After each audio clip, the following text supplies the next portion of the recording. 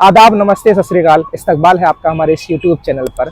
अब जिस लिए मैं जाना जाता हूँ, ऑल इंडिया मजलिस इत्तेहादुल मुस्लिमीन की तमाम खबरों की अपडेट देता रहता हूँ। तो चलिए आइए, ओखला के अंदर इस वक्त सिपाउर रहमान के पक्ष में माहौल नजर आ रहा है।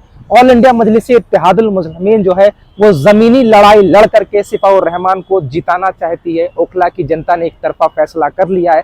आज की रिपोर्ट के सर्वे के मुताबिक ओखला की जनता सिपाउर रहमान को अपना कीमती वोट दे करके सिपा को इंसाफ देना चाहती है। लेकिन एक माहौल कल से बनाया जा रहा है कि भैया अमानतुल्लाह खान और सिपाउर रहमान के बीच में लड़ाई जो हो रही है, चुनावी लड़ाई हो रही है, उस लड़ाई का फायदा जो है वो भाजपा उठा लेगी और भाजपा जीत जाएगी। एक समीकरण बनाया जा रहा है, एक माहौल बनाया जा रहा है, एक नैरेटिव सेट किया जा रहा है कि असदुद्दीन ओवैसी की पार्टी वोट कटवा साबित होगी, अमानतुल्लाह खान चुनाव हार जाएंगे और भाजपा चुनाव जीत जाएगी। तो चलिए इस समीकरण का खुलासा करते हैं। नैरेटिव सेट किया जा रहा है, उसकी क्या हकीकत है। मैं सबसे पहले आपसे गुजारिश करता हूं कि मेरे इस यूट्यूब चैनल को सब्सक्राइब कीजिएगा और ऑल इंडिया मजलिस इत्तेहादुल मुस्लिमीन की तमाम खबरें जानने के लिए बेल आइकन को प्रेस कीजिएगा ताकि मेरी वीडियो चुनाव से पहले आप तक अपडेट मिलती रहे। खैर, चुनाव की अपडेट आप तक मिलती रहे। तो चलिए, एक नैरेटिव मेरे सामने रिकॉर्ड है। 2008 का चुनावी नतीजा आया, रिजल्ट आया।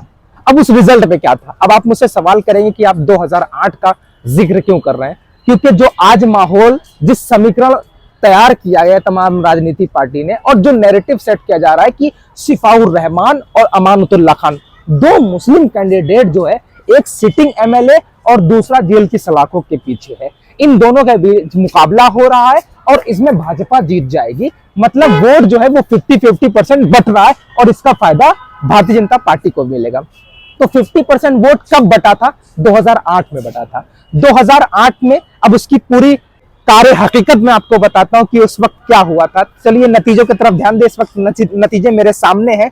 इंडियन नेशनल कांग्रेस 2008 में ओखला विधानसभा सीट पे चुनाव लड़वाती है परवेज हाशमी को, और परवेज हाशमी 29,303 वोट ला करके जीत दर्ज करते हैं। कमाल नहीं है, जीत गए। कौन जीता? कांग्रेस वाले। कोई बात नहीं। अब मैं आपको बताता हूं कि मामला क्या है। जो आज बताया जा रहा है कि सिफाउर रहमान और ओखला से अमानतुल्लाह खान के बीच जो टक्कर होगी उसका भाजपा फायदा उठाएगी। क्या ये टक्कर पहले भी मुस्लिम बनाम मुस्लिम हुई थी या नहीं? बिल्कुल मुस्लिम बनाम मुस्लिम हुई थी और मुसलमानों का सबने एक तरफा वोट काटा था, तब भी भाजपा नहीं जीत पाई थी। मेरे कहने का मतलब ये कि मुस्लिम वोट अगर बढ़ता भी है तो तब भी भाजपा नहीं जीतेगी। जीतेगा अगर कोई तो इस वक्त सर्वे के मुताबिक सिफाउर रहमान है। तो पहले मैं आपको बता दूं, परवेज हाशमी 29,303 वोट ला करके जीत हासिल करते हैं, जबकि इनके मुकाबले में आरजेडी यानी तेजस्वी बाबू की पार्टी जो है वो आसिम मोहम्मद खान को ओखला विधानसभा क्षेत्र से टिकट देती है और वो 28,762 वोट लाते हैं। यानी जीत और हार का अंतर कांग्रेस से और आरजेडी से जो अंतर था वो लगभग 600 था। यानी 600 वोटों के अंतर से जीत गए। यानी 50-50% वोट बटा, तब भी भाजपा नहीं आई। उससे कमाल की बात मैं आपको बता दूं, इन लोगों ने एक कैंडिडेट जीतने वाला 29,000 वोट लाता है और दूसरा कैंडिडेट जो दूसरे नंबर पर रहता है वो 28,500 वोट लाता है। ठीक है।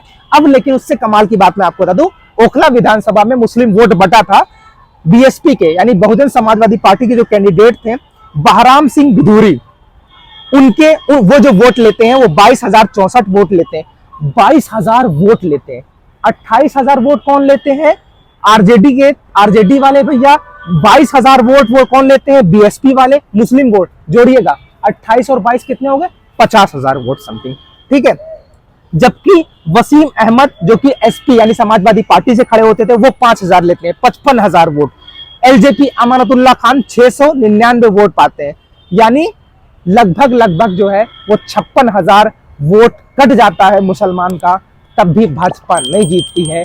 आज तो एक तरफा वोट सिफाउर रहमान की तरफ जाता हुआ नजर आ रहा है। ओखला की जनता ये फैसला कर चुकी है कि ओखला इस वक्त बीमार है और बीमारी से अगर कुछ राहत मिल सकती है तो सिफा को जिताना होगा, पतंग का निशान दबाना होगा।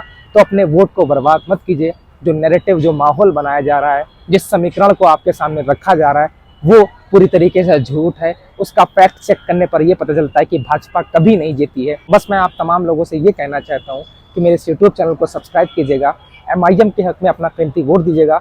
एक एक वोट बटने ना पाए, सारा वोट एमआईएम को पढ़ना चाहिए। खैर, इस यूट्यूब चैनल को सब्सक्राइब कीजिएगा, वीडियो शेयर कीजिएगा।